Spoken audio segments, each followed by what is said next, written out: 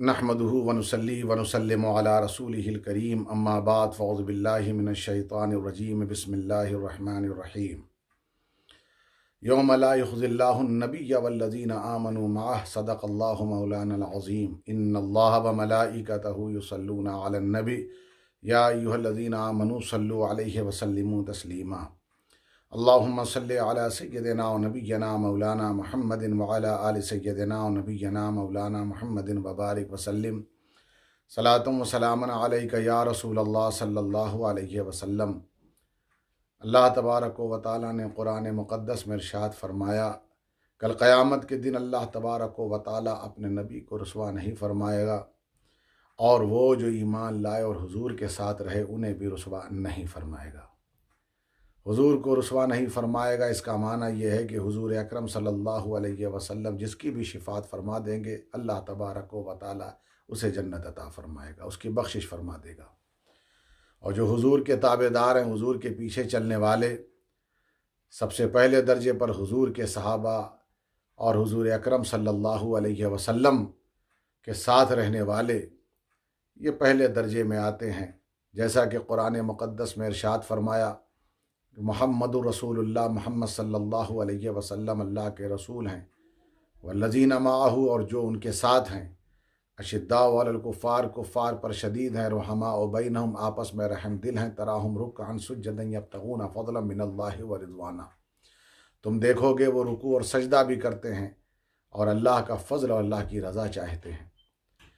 یہ جماعت صحابہ ہیں، اور صحابہ کی جماعت میں بالخصوص مفسرین فرماتے ہیں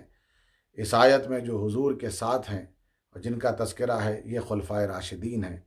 یعنی اس سے مراد حضرت صدیق اکبر، حضرت فاروق اعظم، حضرت عثمان غنی اور حضرت علی مرتضیٰ رضوان اللہ تعالی علیہم اجمعین۔ یہ وہ لوگ ہیں جو سر فہرست صحابہ کرام میں جن کا نام لیا جاتا ہے، تو اس سے انفرادی طور پر اگر انڈیویجولی کسی کو مراد لیا جائے تو یہ چار شخصیتیں ہیں، یہ صحابہ کرام ہیں۔ اور حضور اکرم صلی اللہ علیہ وسلم کے ساتھ رہنے والے جو لوگ ہوتے ہیں، قرآن گویا ان کے کردار کو اس طرح ڈسکرائب کر رہا ہے کہ وہ اتنے عظیم ہوتے ہیں کہ آپس میں رحم دل ہوتے ہیں، اور ہر کام جو کرتے ہیں وہ اللہ کی رضا کے لیے کرتے ہیں۔ حضور اکرم صلی اللہ علیہ وسلم کے جو ساتھ ہیں، فاولئک مع الذین انعم اللہ علیہم من النبیین، اب یہاں پر بھی ساتھ کا تذکرہ ہے کہ فاولئک مع الذین انعم اللہ علیہم من النبیین، اس سے پہلے ہے کہ من یطع اللہ والرسول، جو اطاعت کرے اللہ کی اور اس کے رسول کی،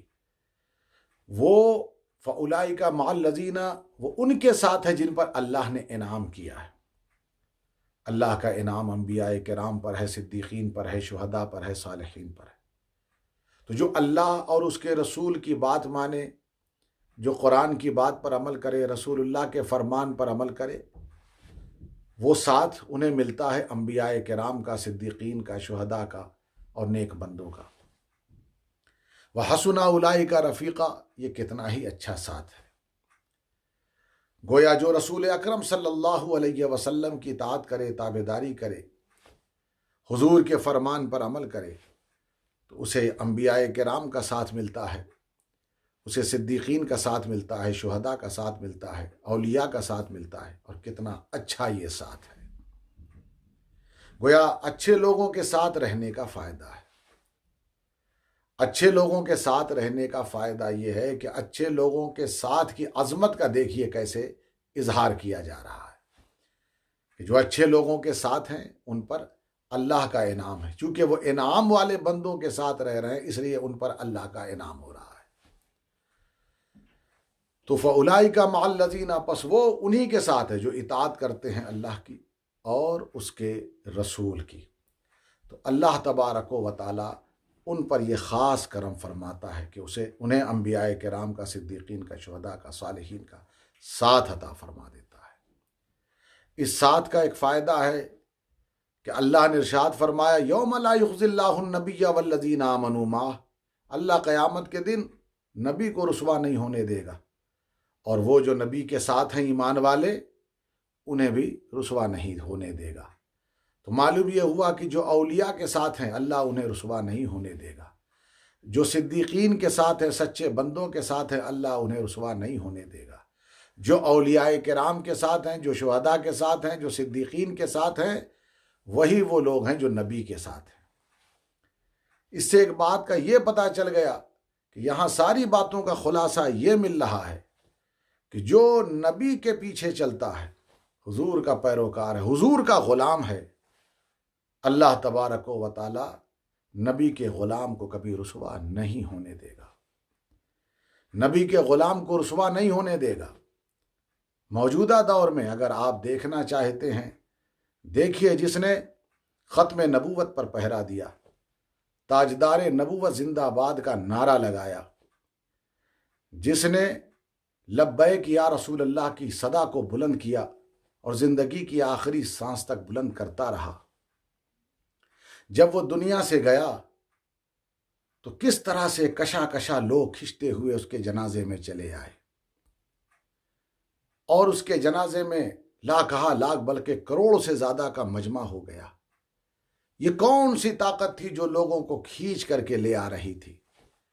کہ بس چلو اس اللہ کے نیک بندے کے جنازے میں، چلو اس عاشق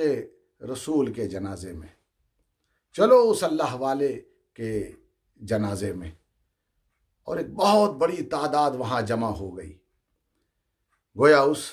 عاشق کے جنازے کو دیکھ کے موجودہ دور میں یہ بات کہنا بڑا آسان ہوگا، گویا اس کا جنازہ اس بات کی ترجمانی کر رہا ہے کہ محمد سے وفا تو نے تو ہم تیرے ہیں، یہ جہاں چیز ہے کیا لوح و قلم تیرے ہیں، ان کے جو غلام ہو گئے وقت کے امام ہو گئے۔ دنیا نے دیکھا کہ عشق نبی کے صدقے میں حضرت علامہ خادم حسین رضوی علیہ رحمہ کو اللہ تبارک و تعالی نے کیسی عزت سے نوازا۔ تو جو غلام ہیں، جو عاشق رسول ہیں، وہ گویا رسول کے ساتھ ہیں۔ اور اسی طرح اللہ تبارک و تعالی نے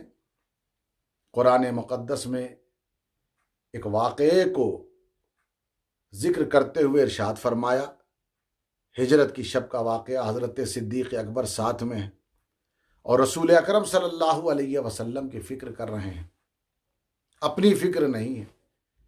حضور کی فکر ہے، کہیں حضور کو کوئی دشمن نقصان نہ پہنچا دے۔ حضور اکرم صلی اللہ علیہ وسلم نے ارشاد فرمایا، لا تحزن ان اللہ معنا،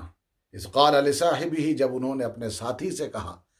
یعنی کہ حضرت صدیق اکبر سے حضور اکرم صلی اللہ علیہ وسلم نے فرمایا،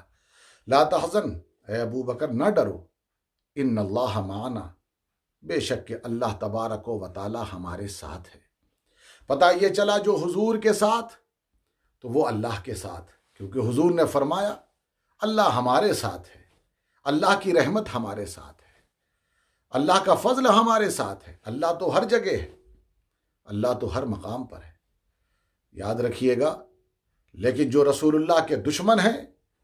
وہ اللہ کا قہر وہاں پر ہے، اللہ کا جبر وہاں پر ہے،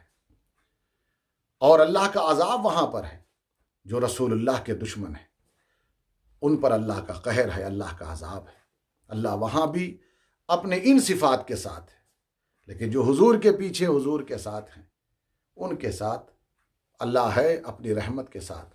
اپنے فضل کے ساتھ، اپنے کرم کے ساتھ۔ یاد رکھیے گا، بل تؤثرون الحیات الدنیا والآخرۃ خیر وابقی، لوگ یہ دنیا کی زندگی کو ترجیح دیتے ہیں، جبکہ معلوم ہونا چاہیے کہ آخرت کی جو زندگی ہے وہ بہتر ہے اور وہ ہمیشہ رہنے والی ہے۔ معلوم یہ ہوا جو عقل مند ہوتا ہے وہ اس جانب توجہ کرتا ہے کہ جو ہمیشگی دے، جو ختم ہونے والی چیز ہے اس کے پیچھے نہیں بھاگتا، جو ہمیشہ رہنے والی چیز ہے اس کے ساتھ ہو جاتا ہے، اور ہمیشہ رہنے والی چیز آخرت ہے۔ اور آخرت کی جو عزت ہے وہ کب ملے گی؟ یوم لا یخزی اللہ النبی والذین آمنوا معہ، رسول اکرم صلی اللہ علیہ وسلم کی غلامی سے وہ عزت اللہ تبارک و تعالی آخرت میں عطا فرمائے گا۔ اسی لیے جو عقل مند ہے وہ وحی الہی کی روشنی میں آخرت کا راستہ طے کرتا ہے۔ یاد رکھیے گا، اللہ تبارک و تعالی نے آپ کو عقل مند بنایا ہے، اور عقل اس لیے عطا فرمائی ہے کہ یہ عقل پہچانتی ہے نیک کیا ہے، نیکی کیا ہے، برا کون ہے اور برائی کیا ہے۔ لیکن یہ پہچان تبھی ہوتی ہے جب اللہ تبارک و تعالی کے فرمان کی روشنی میں وہ دیکھتا ہے۔ اس روشنی میں جب دیکھتا اس کو پتہ چلتا ہے حقیقت میں برا کون ہے، حقیقت میں اچھا کون ہے، حقیقت میں برائی کیا ہے، حقیقت میں اچھائی کیا ہے۔ تو اس لیے جو عقل اس برائی اور اچھائی کو وحی الہی کی روشنی میں بخوبی پہچان لے اور پہچان کر برائی کو چھوڑ دے اور اچھائی کے پیچھے چلے، وہ عقل مسلمان عقل ہے۔ یاد رکھیے گا، اللہ تبارک و تعالی نے جو عقل انسان کو عطا فرمائی ہے، یہ ایک ایسی طاقت، ایک ایسی قوت ہے جس کے اندر ہر چیز کی تصویر آ جاتی ہے۔ آئینہ بھی ہے، آئینے میں بھی، آئینے کے سامنے اگر کوئی کھڑا ہو تو جو باہر ہے وہ آئینے کے اندر بھی نظر آتا ہے، لیکن کبھی کبھی تصویر دھندلی بھی نظر آتی ہے۔ تصویر اسی وقت دھندلی ہوتی ہے، صاف نہیں ہوتی، جب آئینہ صاف نہیں ہوتا۔ اس میں کھڑے ہونے والے کا قصور نہیں، بلکہ آئینہ گندا ہو جاتا ہے تو تصویر بھی گندی نظر آتی ہے، صاف نظر نہیں آتی۔ آئینہ صاف ہوتا ہے تو تصویر بھی صاف نظر آتی ہے۔ اسی لیے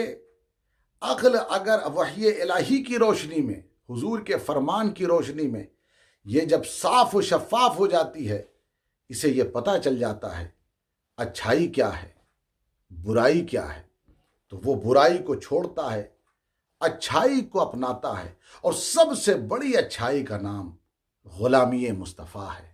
مصطفیٰ کی غلامی ہے۔ اللہ تبارک و تعالی ہم سب کو دنیا میں مصطفیٰ کا سچا پیروکار بنائے، اور حضور ہی کے ساتھ ہمیں دنیا اور آخرت میں بھی رکھے،